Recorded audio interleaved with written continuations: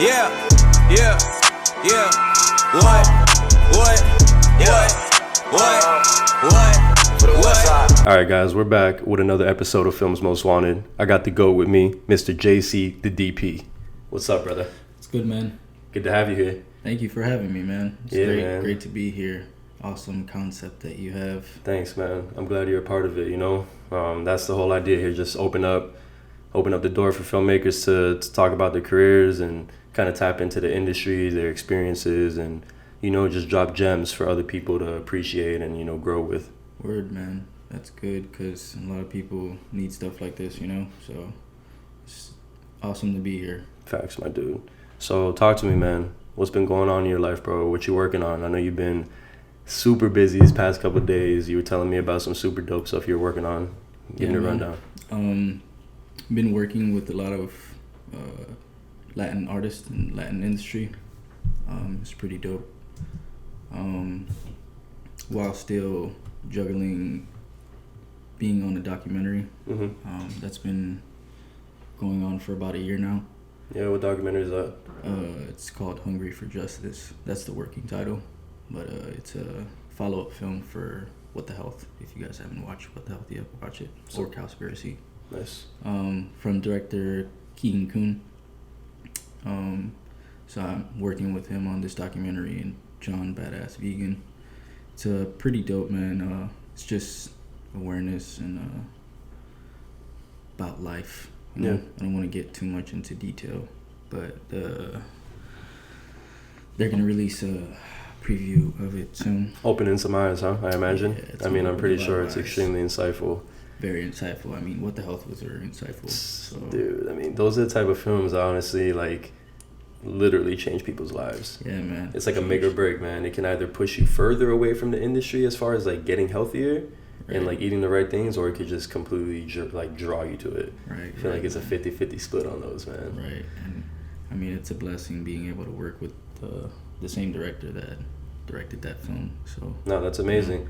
So how do you get involved in something like that, man? I mean, that's pretty neat to just be kind of at a level where you're now getting the opportunity to shoot films that are being aired on Netflix, and, you know, talk to us about that process. Like, well, honestly, man, I just been shooting for a really long time, so I happened to catch the attention of the director with what I shoot and my style of shooting.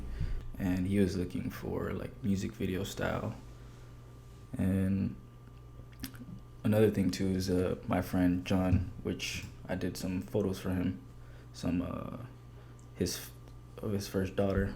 You know, I did his photos with one of my friends and my ex-business partner. And you know, they came out pretty dope, and ever since then we became friends. And he's actually the person that turned me into vegan. Nice. Which is pretty dope. And nice. Shouts out to him. Yeah, so there's always that somebody, you know, like, puts you on. Right. So we kept in contact, and he was just like put two and two together. And the director of What the Health actually, like, told me he was, like, intimidated by even sending me an email because, you know, he's a director and he shoots, and he was like, damn, like, it's weird, you know, hitting somebody else up to look up, like, to get a style that you specifically want, and you already, like, shoot your own stuff, you know, because he shot the whole film by himself. Oh, wow. I didn't know that. Yeah. So it's amazing. He directed and shot the whole film by himself. He's very talented at what he does, and he just wanted a different style in his documentary just to change up the whole perspective. And, he was just like, I was intimidated, and I was like, dude, like, intimidated by, like, I would be intimidated, you know, vice versa. So that was cool. It was a humbling moment. Yeah, it was pretty cool, you know, him saying stuff like that. So, it just came up with where he needed a hand and he needed someone to help him with the doc, and, you know, I jumped in, and I'm doing everything I can possible to work on this documentary with them, you know. That's really dope, man. That's really dope. That's something that is a unique opportunity, and I think you're highly blessed, and you've worked your ass off. So I think knowing you and being around you and working with you and collaborating with you for years, I definitely know that if anybody deserves that, it's you. So Thanks, proud man. of you, bro. Congrats, and I hope that, like, keep super excelling so you can Thank you, man. get to the next level, man. You know, that's what it's all about. Growing every day. shooting music videos is dope, but changing into the whole like going to shooting commercials and transitioning into that, and then shooting films and shooting short films. Shout out to Jokes. Yeah. That he put me on. Big two. Jokes is the man. Yeah, he put us on to shooting films and stuff. So, you know, transitioning to that also helped. You know, and it was like eye opening, and you know, just practice and yeah, you'll get an opportunity, man. Like I've been doing this for such a long time that I'm blessed to have had a bunch of other opportunities, but then that one came up, which is one of my biggest ones thus far. So it's pretty awesome. You know? Yeah, that's cool, man. So I want you to talk to the people and to me, obviously, a little bit about like mentally, what are you thinking as all these opportunities are kind of presenting themselves to you, and you're getting to this point now where you're working on just much bigger projects, the budgets are getting doper, you know, the gear you're using is super up there, like with what the greats use, you know, everybody that's making films right now today for theaters and real commercials on TV. So what's it been like, the journey for you? Can you kind of let us know, like, where'd you start, and like compared to like obviously going up to where you're at right now? Yeah, man. Well, I started back when I was in school. I was doing photography on the side just as a hobby, right. You know, and that kind of like me just shooting like nature and doing like models here and there kind of opened up my eye. I transitioned into doing aerial photography and videography with a friend of mine, Randy Sosa, which he's a drone pilot now in Sosa, man. Sosa, great guy. And we opened up a film company called Film Flight.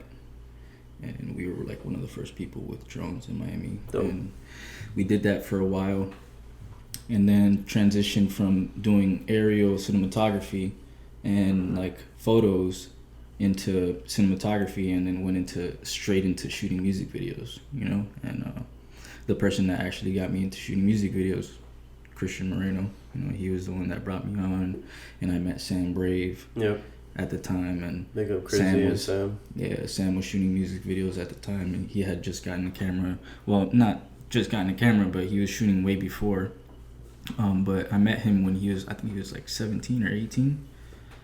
When I met him at the time, and young and killing it. That dude's always been sick, man. It was crazy, you know, like seeing him shoot and stuff, and then I started like asking him questions, you know, and he was like, "Oh, I just bought a camera and put lights and been reading books and stuff," you know, and that kind of like turned me into where I started like reading and getting info on how to shoot cinematography and be cinematic with my shots and blah blah blah. So yeah, that started a really long time ago, man. It was like 7 years ago, I want to say. Dope. And then from there, I shot a bunch of music videos, and it was like low budget, you know, didn't make a lot of money. Yeah. What kind of gear are you using around this time? Around that time, it was during the DSLR, so like the Canon 5D or the 7D, mainly like the 7D and the 5D. Shouts out the 6D. The 6D was still hard though. Yeah, the 6D wasn't even out yet though. That was 6D is crazy when it came out. Yeah, so that camera wasn't even out. It was like the 5D had just came out, and people were using that camera as the first DSLR. This is like the time during like Dre Films, John Jay shooting Rick Ross videos, revolutionizing the whole game. They were like, changing the game, man. G Visuals in Atlanta, he was also doing the same thing. Eve in New York, also doing the same thing. Like they revolutionized the game, shooting like these videos, putting like cinematic glass on it, and then shooting it with the DSLR, you know, so it's like a small body, and then using like Cook lenses and shooting RAW and doing dope lighting and putting these music videos together, and yeah, you know, like chopping up these edits and making it look chopping dope. up the edits and making it look good. So you know, around that time, we had just gotten that camera, and we were shooting music videos with that camera, and stuff was looking pretty dope, you know. And then eventually we transitioned into getting Blackmagic. We got a Blackmagic Pocket 4K, the square one, the 2.5K, and then we upgraded to the 4K when the 4K one came out, and that was like the hot thing. And then, you know, it's just shooting music videos, man, hustling for a while, and yeah, man, Ultimately got me our first big music video, which was Zoe Dollars. Shout out to Zoe Dollars. That Blow and Check video was madness, bro. I love that, man. When you guys dropped that, I mean, super original. Countless hours of like coming up with the cinematography dope. You guys really did a great job. We hired Sam as our DP, and then Crizzy and I directed and produced, and it was just like a full day of just trying to get everything done. We flew in Yamal, our VFX guy, just to do that shot of the Lamborghini being transformed and then him driving off. And you know, like around that time, like CGI was like just being involved into music videos and stuff. So you know, people watched it and they were like super amazed with the shots. And you know, Sam did a great job.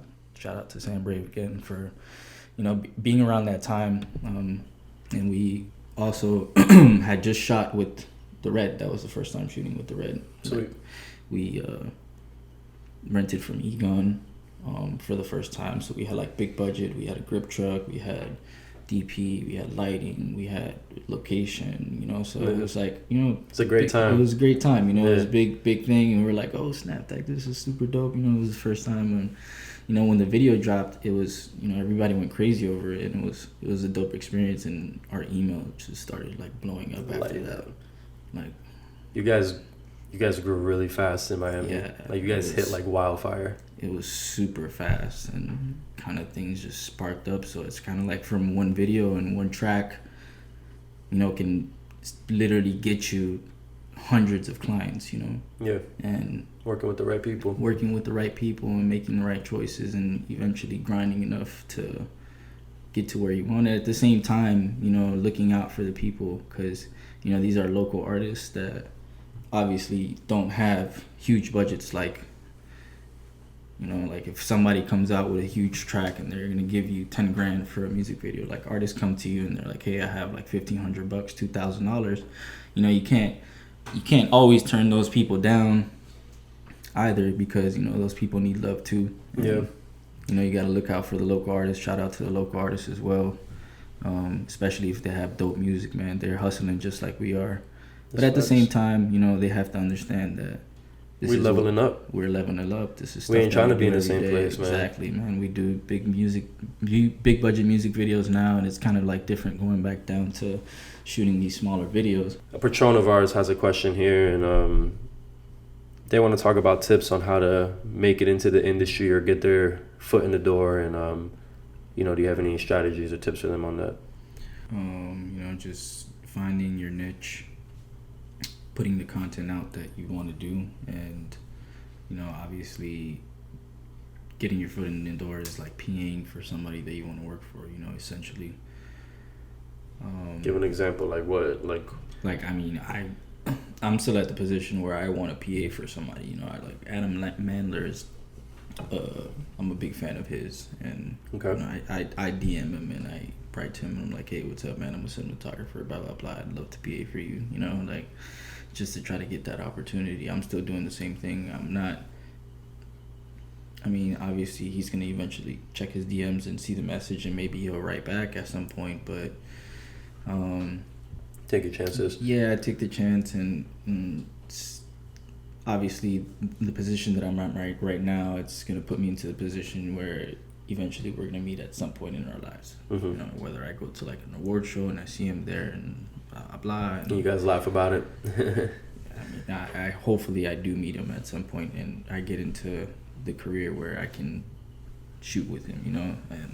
But that's the thing, you just gotta put your foot in the door yourself, and that's so basically by connecting with like companies that, or like a particular director or production company that they maybe want to like they look up to or feel inspired by, and they want to get their foot in the door by basically either maybe like PAing for them or shooting behind the scenes or something like this. Right, but have something to show for it. Like, don't just, like I said before, don't just show up and say, hey, I want to PA, and you don't have anything. Like, what are you going to PA for if... Because the thing is that there's a lot of people that DM them and say, hey, I want to PA, and that's what I was saying prior to the prior question is, if you want to PA for somebody and you want to PA for a company that shoots short films, you know, go out there, get your camera if you have a camera, or figure out a way to do a indie short film with somebody, and when you go to that person that shoots short films and you're like, hey, I want to PA for you because I shoot short films, and or I want to PA for you just to get on set, what can I do to do it? It's like, all right, cool, what do you exactly do? It's like, I actually shoot short films myself, and show that person this already. And you have a portfolio and you show them your stuff that you shot already, you know, like it may not be the greatest stuff ever, but if it's an effort and it's good, and you have talent, they're gonna obviously bring you on. It makes sense, man. Like being talented also shows for it. You can't obviously you can just jump on and pick up a camera and become good, you know. Super sick, it takes time, and obviously it takes practice, and you have to learn. This is a learning business. You never stop learning, right? Even if you went to school for it.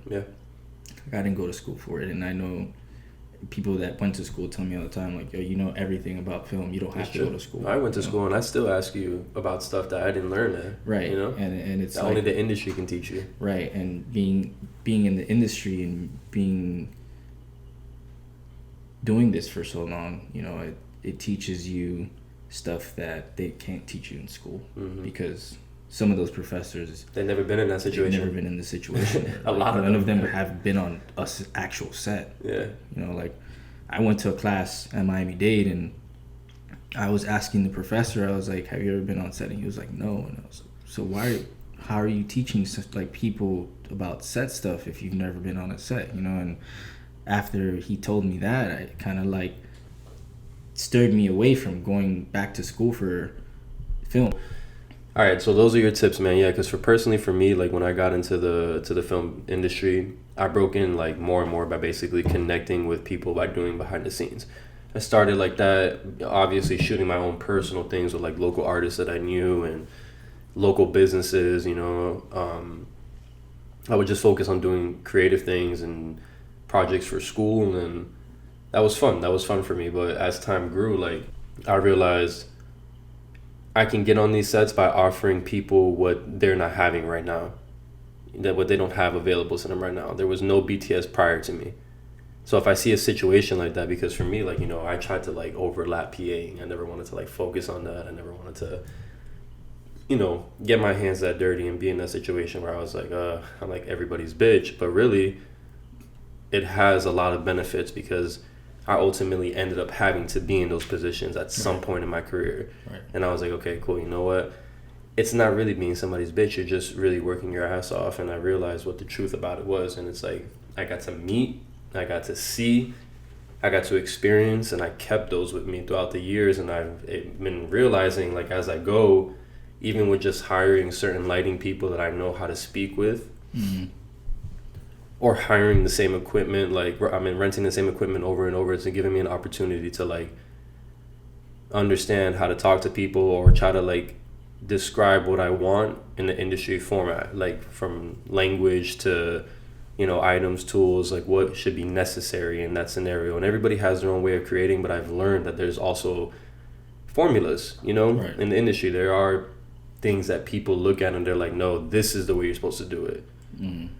And everybody's gonna find their own style. Like there's no rules anymore, you know, like people in particular, I feel like here in Miami too, and like Chicago, I feel like a lot of people just break the rules. Like they don't pride themselves as much into like lighting, and what the OGs used to respect, you know, they respect and they appreciate, like, you know, really focusing on lighting and what kind of setup you're using, what kind of moves are you doing, how you're creating these moves. And, you know, we've talked about this in private before, and it's just like, you know, a lot of people out here, they do what they want. You know, they whether it's right or wrong, or whether it looks good or not. If there's, you know, people think that shadow on every fucking shot is meant to be there because that's what they chose to do, but really it's just they don't know how to light, or they don't know what to do to block the background a little better, or like, you know, kill the shadow, or where to place them. So there's just so many little things that I noticed as I got into the industry through like shooting BTS that helped me be fill in the next position seamlessly. Like when I was ready, and I got into a point where I was like, okay, cool. Now I went from BTS to I can show these BTS videos of Ace Hood and all these famous people at the time. I mean, we're talking like, I don't even know, 2014, 2013, and I take this portfolio of all this fire behind the scenes, but my behind the scenes, I was like, yo, I'm getting really close to the artist. I had my 6D, the 51.2, so I'm like, I'm getting in there and I'm like, dude, I got this perfect shot of just the celebrity by themselves. You don't see the crew, you don't see anything, you know what I mean? And I put it in there. I'm like, look, you know, this is the type of shit I'm shooting now. And I sold my services, and it wasn't, there was nothing that I was doing wrong as far as like, I wasn't lying about my quality or about my style of shooting things, and my behind the scenes were looking like movies. No, I know. That's why we hit you up. Right? That's how we linked up. Yeah, we've done like, a couple with the finger licking commercial and with some of the music videos, and so it's funny because look, you know, that relationship, you know, kind of, even though we already knew each other, at least you considered me, and that's also how I got closer to Fernando Lugo as well. Like when I met him, it was, I hit him up just like you're hitting up all these people. Like obviously a bunch of times in my career I hit people up and I was like, listen, I can do this for you, I can offer this. And as I grew my network and as I grew my abilities and my capabilities in the game, like now I became more of a cinematographer. I wasn't just kind of directing. Now I'm actually directing. Now I'm like dealing with bigger budgets and like understanding numbers and the breakdown. And you know, my last podcast when I was talking to Velt, you know, I was telling him that going through all these moments of like using my network and like using what they have, like I saw potential in Marcelo. He's a great cinematographer and he has tons of gear. What do? I collaborated with him and I sold the hell out of like the packages. You know, getting the camera out there, getting it on my sets, getting it on other people's sets, and like the drone guys, you know, my guys Lewis from Skylab, you know, and his brother, like those guys are amazing. And what did I do? I knew them. I personally knew them. I built a relationship with them. Why? Because I hit them up on Instagram one day. We're all locals. We were all in the time that we were starting off, so we all connected, and it's like those relationships helped me over the years, and I was able to use all their resources as my resources to be able to get closer in the industry. So it's like, you got to be creative. You got to think like a businessman, not just only an artist. You can think of just an artist. I mean, and you know, there's a ton of people like that are very successful. But for me, it was always about, okay, what are creative ways for me to break in? They don't have drone? I'm going to freaking fly drone with you guys. How did I get on my first big Spanish music video? Flying drone.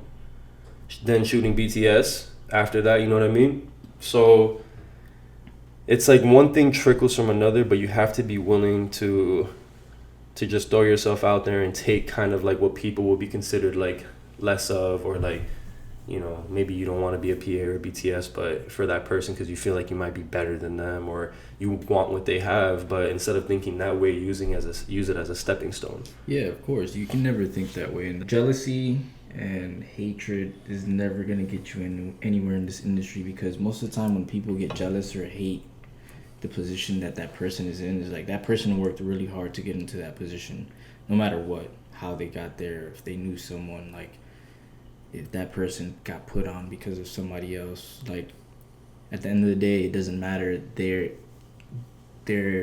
got put in that position because they got entrusted in to be put into that position. You know, like, so that's just like when I connected with like after shooting a couple things with Fernando, that left me in a relationship with Insomnia Pictures, you know, Santiago and Yero, and those guys, they moved here from Orlando and they took off. I mean, like a bat out of hell, man. Like they started getting crazy amount of gigs and producing huge shit out here for all the Hispanic market.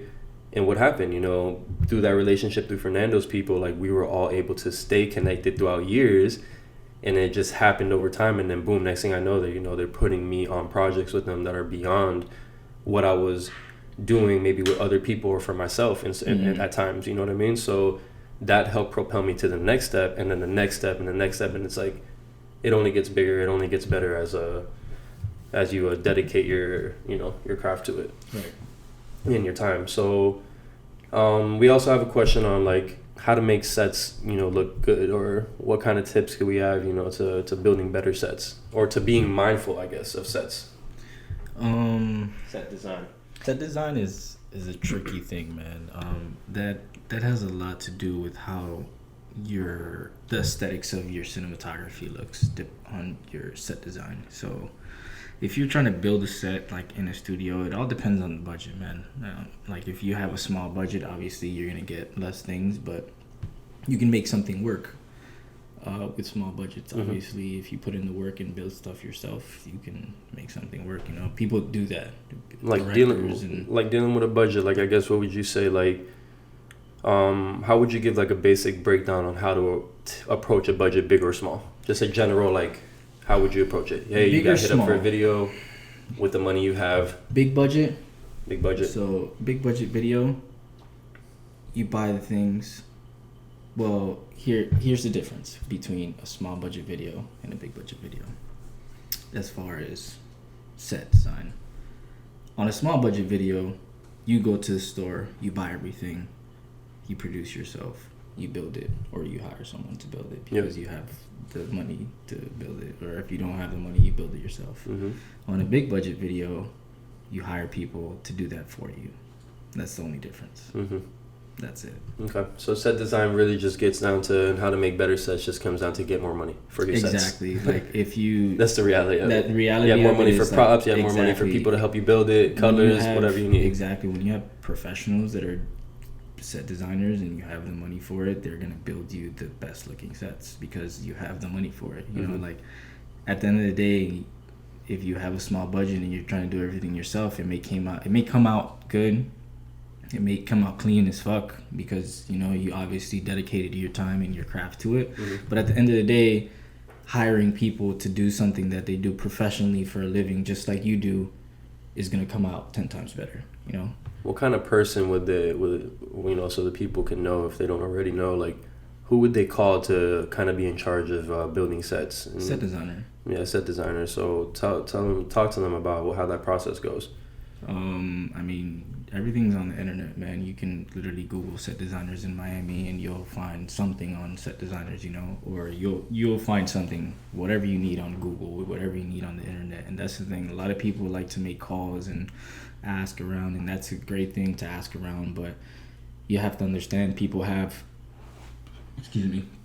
producers. Like, if you know producers or if you know people that work in the industry, they have resources that are for themselves, and obviously they're going to be like, oh no, I don't want to give you my resources. Like, you know, they want to charge you for services, or they want to get a cut in between, like, connecting you because they're connecting you with their resources. But at the end of the day, everything is on the internet. It's been really awesome having you on the show so far. I'm gonna wrap up with a couple more questions from our patrons, and you know, we'll go from there.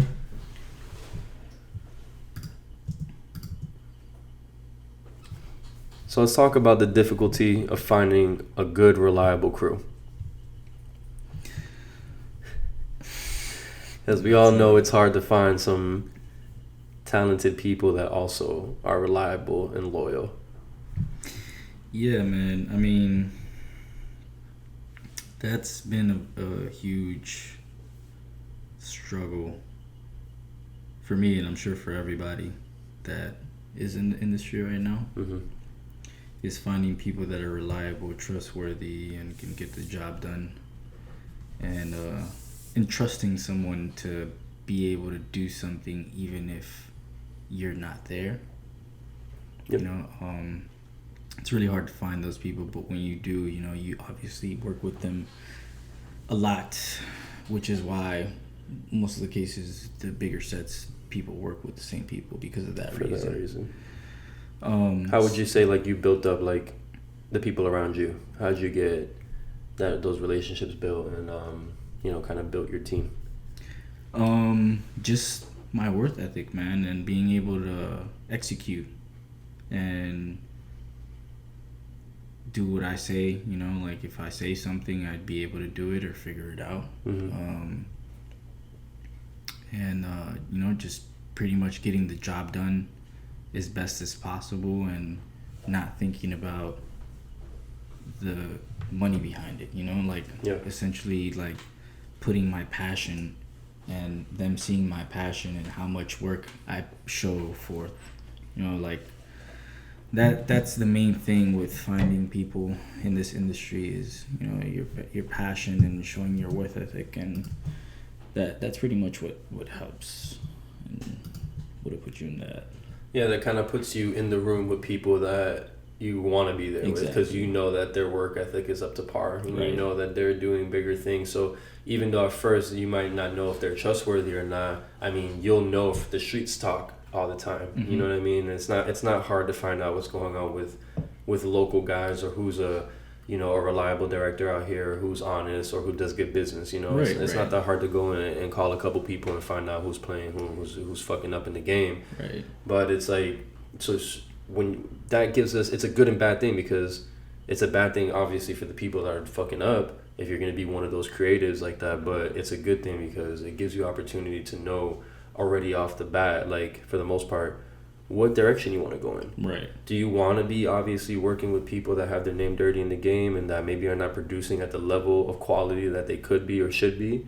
Or do you want to take a cleaner route and go, obviously, even if those people, whoever they are, outside of their job, we know that what they do as a director or a producer or a cinematographer, DP, that their work is up to par, or and it's leveled with where we want to go, so it gives us an opportunity to already go ahead and make those relationships off it. You're putting yourself there on purpose by working your ass off and going in that direction and doing all these other things we talked about, DMing people, doing behind the scenes, being a PA, and just constantly trying your cards and putting yourself in situations that you grow from, basically. Right. And that's knowledge, like being knowledgeable about stuff and pretty much just getting the job done when you want to add to what you're saying. Yeah. So another Patron asks, how do you price your product competitively and reasonably? That all depends on your experience and what you've done and what you have to show forth. So, I mean, if you're just starting off, you can't just overprice someone for something, obviously, because you don't have anything to show. Do you charge people for your services when you're starting? Absolutely, you can if you want to. And if you're a good enough salesman, because at the end of the day, that's what it is. You have to sell your product. Yep. You can close $150 or you can close $1,000 depending on what you have. It all depends on how it's approached and how much work you already have done and have to show for it, exactly. So, like, what would be a good rule of thumb, I guess, then, for anybody that's wondering how they should price themselves from an aspect of, beginner, intermediate, pro, and like expert? Like, where can they go? What platforms? I know you're able to Google anything, but if there's any particular place they can look that you might think of, or advice on how they can focus on kind of categorizing themselves based on their experience and how much they really could get paid. You can't really like go somewhere to see that specifically. I mean, you can Google stuff and you'll find people's price range on certain stuff, on certain things, and I mean, different states and different places have different prices for stuff. Like, I went to in Chattanooga, for example, Tennessee. There was a guy shooting music videos for $150 on a DSLR, and it's crazy. So it all depends, and it also depends on, like I said, your worth ethic too, like, and what you're showing the client. Like, you don't, obviously, if you half-ass stuff and the client sees that, the client's gonna get upset and blah blah blah. This will happen. You can't just say, "Hey, I'm worth $1,000" if you're not really worth $1,000, exactly. Or if you haven't done anything that shows, like, "Hey, you can handle these type of what you're asking for and what you're demanding." I mean, a prime example I can give is I had a company email me about. I had a mutual friend that emailed me first, and she works for a company now, and she connected me with the producer, and she's seen my work and she saw what I was doing, and through the years she kept my contact, and then she hit me up one day and she's like, "Hey, I work for this company. I think that you'd be perfect for this project that we have." And it's some photography, and I started off as a photographer. That's what I did first. So I have a lot of product photos. I did a lot of product photos for big companies like Ciroc, and liquor companies like Modelo for beer, and I did a huge promo for Modelo. Like, I did a lot of their promo photos, and they went on magazines and stuff. And the way that I got that was literally just, like I said, I started off as a photographer and I was just shooting photos, and one day one person put me in a position to shoot some photos for Modelo, and it was like some behind the scenes of something, and that flourished into them liking my photos so much that they were like, hey, can you do some product photos for us? And then I did product photos, and that opened the door to doing Ciroc photos, and that opened the door to doing this. And you know, I had a bunch of photos and product photos, and then I started working for BoxyCharm, which is another big company, doing product photos for them. And moral of the story is, now I did all this work, company hits me up and they're like, hey, how much do you charge? I can say, hey, I charge X amount because I've done this, and this for these companies. And nobody's gonna ask questions. Huh? And nobody's gonna ask they're questions. They're not gonna ask me anything because they're gonna be like, yeah, they're gonna be like, hey, well, he shot for Ciroc, and he shot for Modelo, and he shot for BoxyCharm, and he shot for this, and he shot for that, and he shot, you know, like, once they start seeing that, they're gonna be like, well, this guy shoots for a lot of big people, and if they all use him, then they must use him for a reason. So obviously the person that emails you is gonna be like, how much do you charge? You send them a proposal, and they're gonna say, hey, well, I don't have that budget, but I was thinking this. Mm-hmm. And then you can barter with them. You work with them. You'll work with them and say, hey, look, this is our first time. I know that you have X amount, but can you work with this much? And eventually they're going to be like, yeah, I can work with that much. And thank you for the opportunity of going down to that price because you've worked with these big people, you know, and that's kind of how gets you more and more in the door. Yeah, and it gets you more in the door. But like at the end of the day, it's just the content that you have and being put into opportunities and just executing. And if you get an opportunity, you execute it. You know, like make sure you put your 100% and you put your 100% in everything you do, because if you don't, they're gonna see it. People are gonna see that if you put 75% into some work, they're gonna be like, well, he didn't. I know he doesn't do this.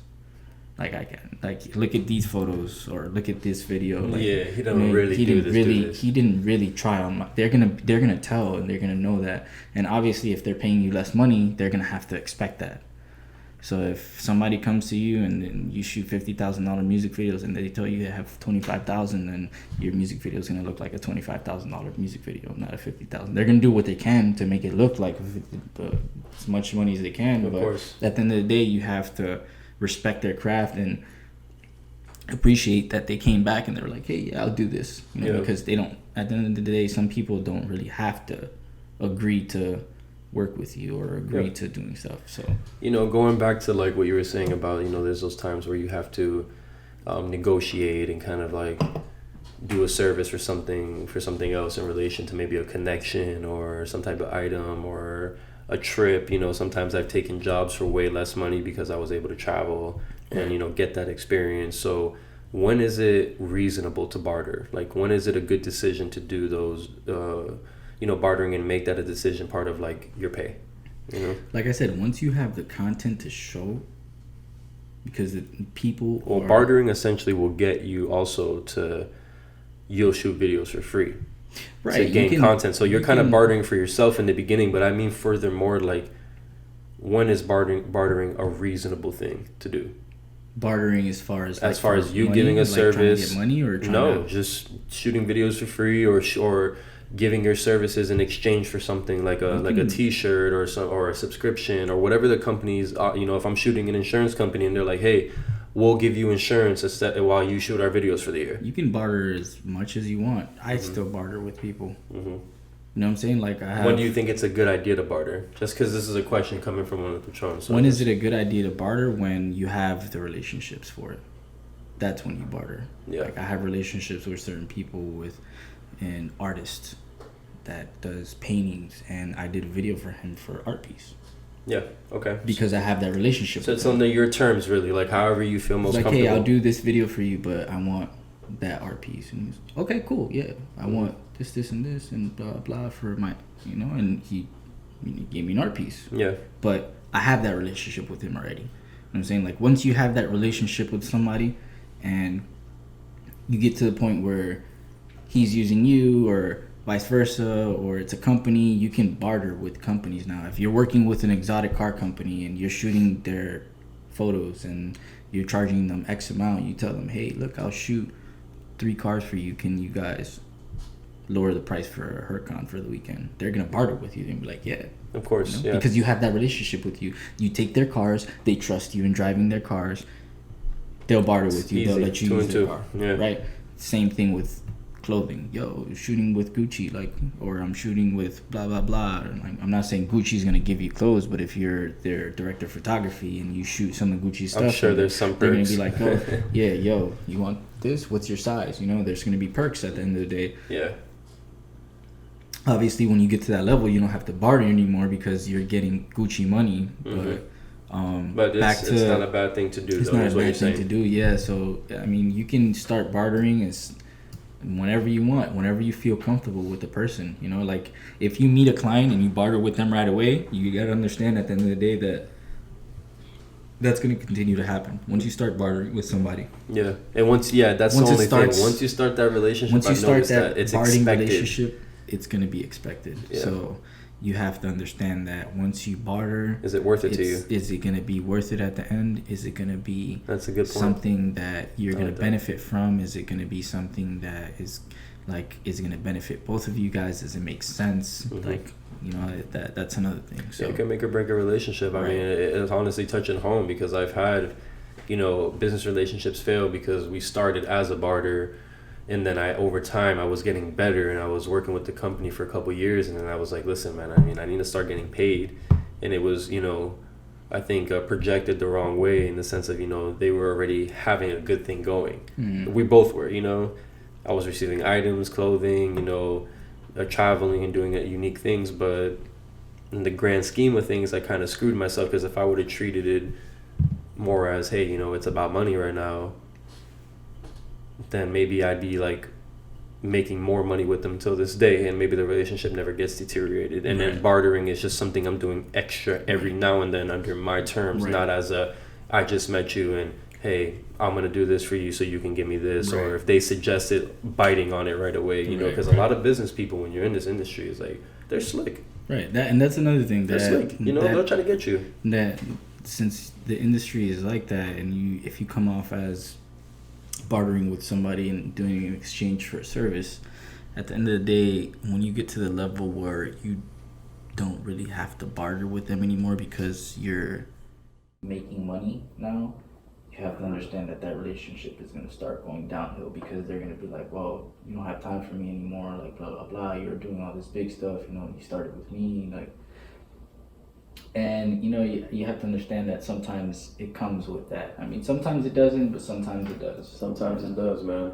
It just depends. It's something to really think about. It depends. And my advice to people when it comes to bartering is pick and choose who you want to do it with, and know that that's going to continue on, and that relationship's going to continue on with bartering for ever.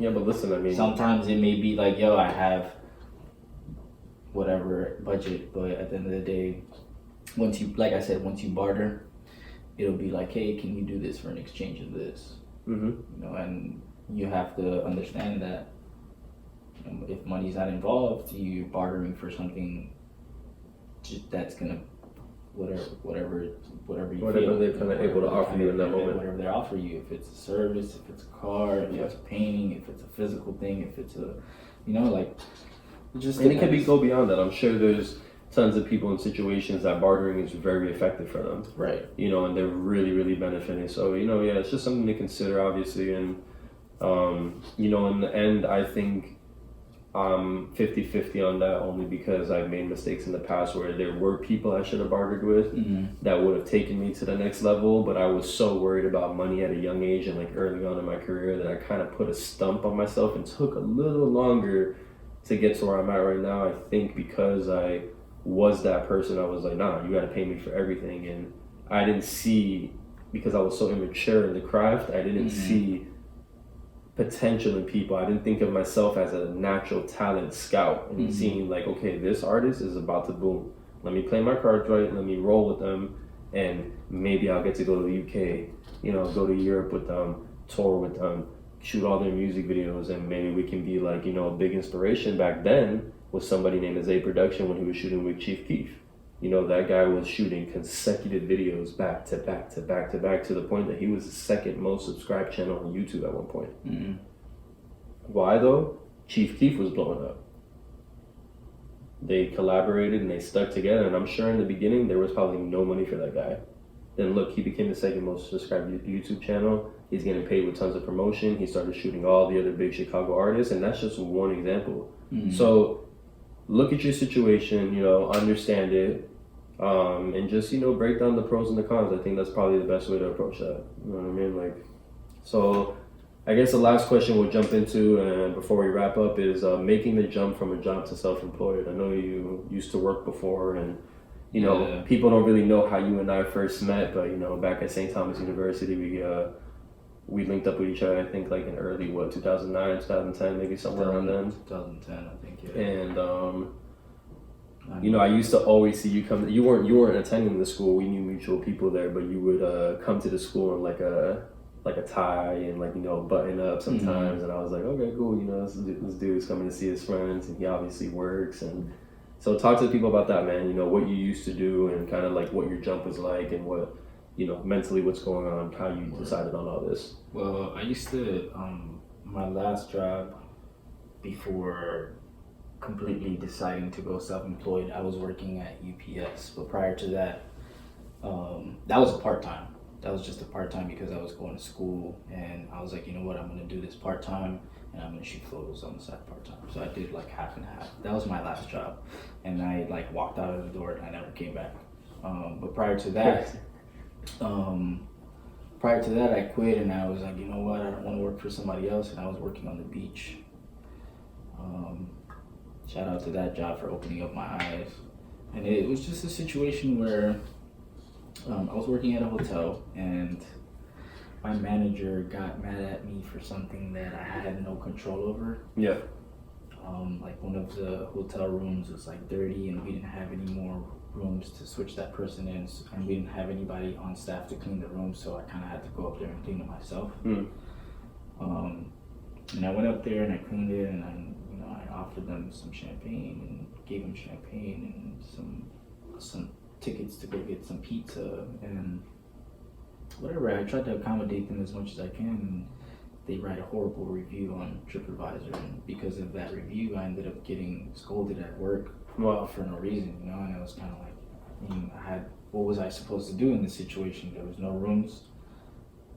There was nobody on staff. I was like the only person on staff because it's overnight, so it was just like me, the bellman, the valet guy, and some people in the kitchen that are cooking until 3 a.m. You know, Right.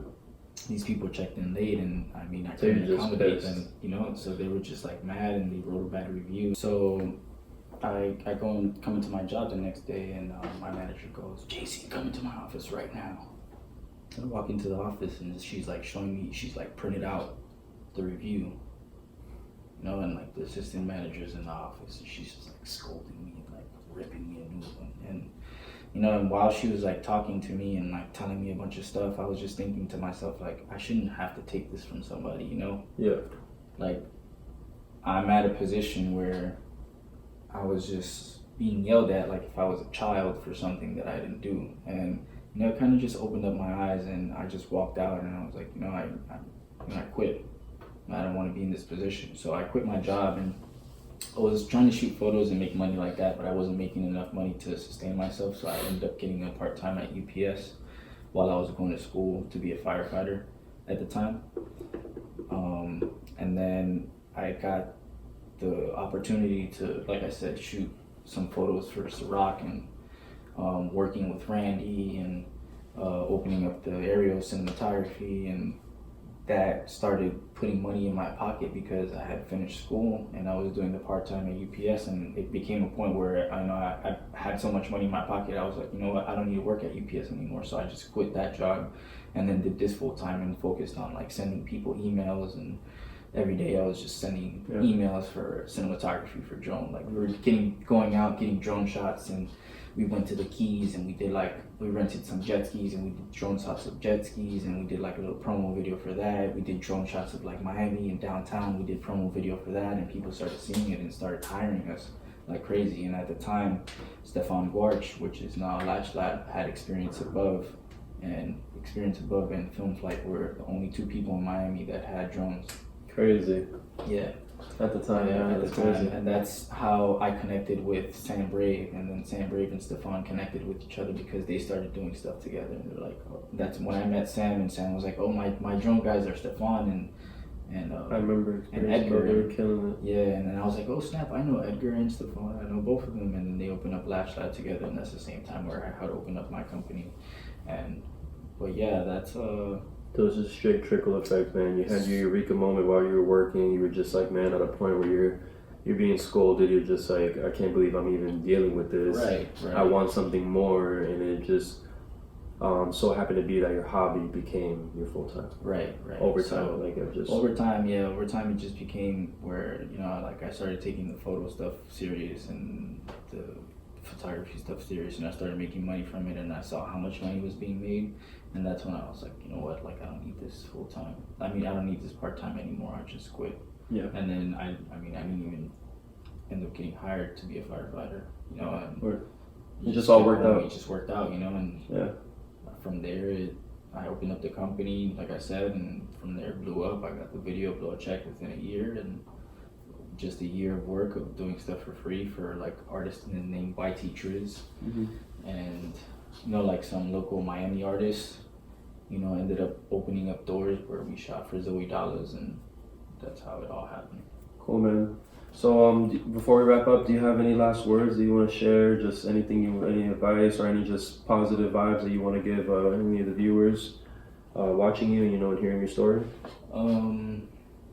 My advice is, just tune into the questions. That would be my advice if you're trying to get into the film world.